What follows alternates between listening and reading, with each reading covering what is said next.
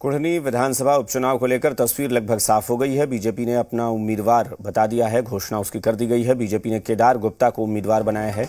उन्होंने आज पर्चा भी भर दिया है। आपको बता दें कि 2015 चुनाव में केदार गुप्ता ने जेडीयू के मनोज कुशवाहा को हराया था। उस वक्त जेडीयू और आरजेडी का गठबंधन था, फिर भी वो चुनाव जीते थे। हालांकि 2020 के चुनाव में केदार गुप्ता आरजेडी उम्मीदवार अनिल सहनी से चुनाव हार गए थे। दोनों के बीच कड़ा मुकाबला चला था। अनिल सहनी से महज 712 वोटों से वो चुनाव हार गए थे। महागठबंधन की तरफ से जेडीयू उम्मीदवार की पहले ही घोषणा की जा चुकी है। जेडीयू ने मनोज कुशवाहा पर ही अपना दांव लगाया है। मनोज कुशवाहा कुढ़नी सीट से 2 बार विधायक रह चुके हैं। 2005 और 2010 में वो कुढ़नी से विधायक थे। मनोज कुशवाहा लघु सिंचाई मंत्री भी रह चुके हैं। 2015 के चुनाव में बीजेपी के केदारनाथ गुप्ता ने उन्हें हराया था।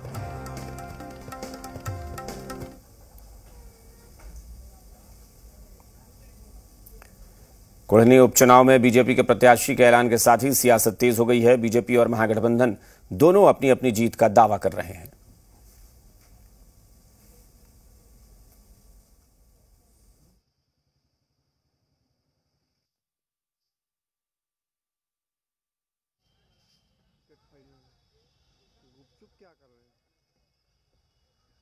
हर तौर पर एक प्रतिष्ठा का विषय बनी हुई है दोनों ही खेमे के लिए, चाहे वो बीजेपी हो या दूसरी तरफ महागठबंधन हो।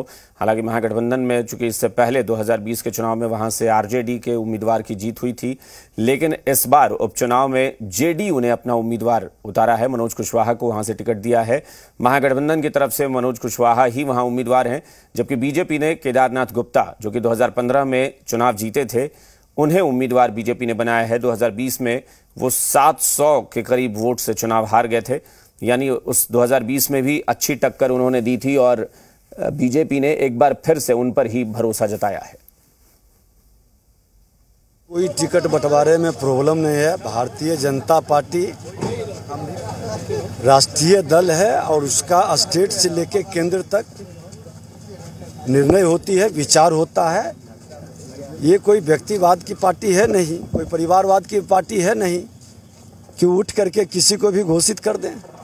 कहीं कहीं कोई विलम्ब नहीं है और कोई कहीं समस्या नहीं है। ये हमारे बड़े कम अंतर से हारे थे और सारे कार्यकर्ता का, सारे नेताओं का इनके साथ जुड़ाव और लगाव है, सबकी सहमति है। कुढ़नी उपचुनाव में बीजेपी के प्रत्याशी के ऐलान के साथ ही सियासत तेज हो गई है। बीजेपी और महागठबंधन दोनों ने अपने अपने उम्मीदवार उतार दिए हैं और दोनों ने अपनी अपनी जीत का दावा भी किया है। पार्टी चुनाव मैदान में अपनी प्रत्याशी को उतारती है। जनता तय करेगी कौन जीतेगा कौन हारेगा, पर इतना तो सत्य है ना कि वो सीट भारतीय जनता पार्टी के यहाँ जाना नहीं है, वो महागठबंधन में रहनी है। तो सबको पता है, इसलिए बताने की जरूरत कहीं से नहीं है। महागठबंधन की जीत होने वाली है। महागठबंधन जीतेगा, वहां से कोई टक्कर में है ही नहीं। बीजेपी का रही है कि देखिए, बीजेपी तो हर समय बोलती ही, बीजेपी का तो नाम मत लीजिए। बीजेपी कोई गत की पार्टी है। बीजेपी के कहने से वहां जीत जाएगी। जनता जिसके साथ है वो चुनाव जीतेगा। महागठबंधन के साथ जनता है। चुनाव कुढ़नी में है। कल हमारी जो पार्टी के जनता दल यूनाइटेड के प्रत्याशी हैं मनोज कुशवाहा जी, मंत्री भी रहे हैं, कई बार से वहाँ का प्रतिनिधित्व किए हैं और उनका कल नॉमिनेशन था। हम लोग गए भी थे और वहाँ सभी महागठबंधन के नेता, सभी कार्यकर्ता, सभी समर्थक एकजुट और उस उपचुनाव में महागठबंधन की भारी बहुमत से जीत हुई। वो हमारे उम्मीदवार पूर्व विधायक भी रहे हैं। 15 से 20 के अंदर में थे। मार्जिन वोट से 600-700 वोट से वो हारे थे, इसलिए कि वोट प्रतिशत कुछ इधर उधर बढ़ जाता है। लेकिन अब के लोगों ने वहाँ कुढ़नी का मन बना लिया है कि हम लोग भारतीय जनता पार्टी के ही उम्मीदवार को वोट करेंगे और हमारी जीत निश्चित है कि बहुत अधिक मतों से होगी। पार्टियाँ तो बहुत होती हैं, क्षेत्रीय पार्टियाँ हैं, अब परसेंटेज राष्ट्रीय पार्टी में तो एक ही पार्टी है जो भारतीय जनता पार्टी की है। और आप भारतीय जनता पार्टी के भारतवासी खूब समझने लगे हैं। अब एक स्टेट नहीं, कई स्टेटों में भी मेरी सरकार है।